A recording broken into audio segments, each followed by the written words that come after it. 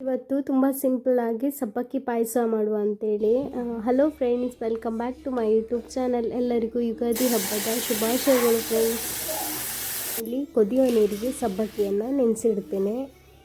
ಒಂದು ಪಾತ್ರೆಯಲ್ಲಿ ನಾನು ಹಾಲು ಬಿಸಿ ಮಾಡಲಿಕ್ಕೆ ಇಟ್ಟಿದ್ದೇನೆ. ಹಾಲು ಚೆನ್ನಾಗಿ ಕುದಿಬೇಕು.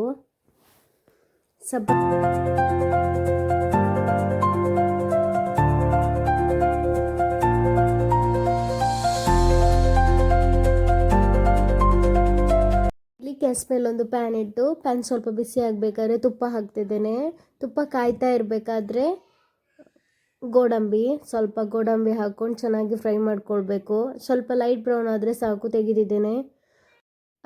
ಇದಕ್ಕೆ ನಾನು ಸ್ವಲ್ಪ ದ್ರಾಕ್ಷಿ ಹಾಕ್ಕೊಂಡು ಚೆನ್ನಾಗಿ ಫ್ರೈ ಮಾಡಿ ತೆಗೆದಿಟ್ಕೊಂಡಿದ್ದೇನೆ. ಮತ್ತು ನಾವು ನೆನೆಸಿಟ್ಟ ಸಬ್ಬಕ್ಕಿಯನ್ನು ಹಾಕ್ಕೊಳ್ತಿದ್ದೇನೆ.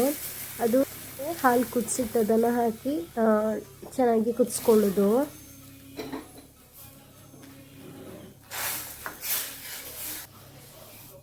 ಮತ್ತು ನಾನು 1 ಕಪ್ಪು ಸಕ್ಕರೆ ಹಾಕ್ಕೊಳ್ತಿದ್ದೇನೆ.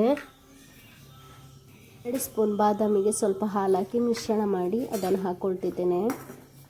ಮತ್ತು ನಾವು ಹುರಿದು ತೆಗೆದಿಟ್ಕೊಂಡ ದ್ರಾಕ್ಷಿ ಗೋಡಂಬಿಯನ್ನು ಹಾಕ್ಕೊಳ್ಳೋದು. ತುಂಬ ಬೇಗನೆ ಆಗ್ತದೆ.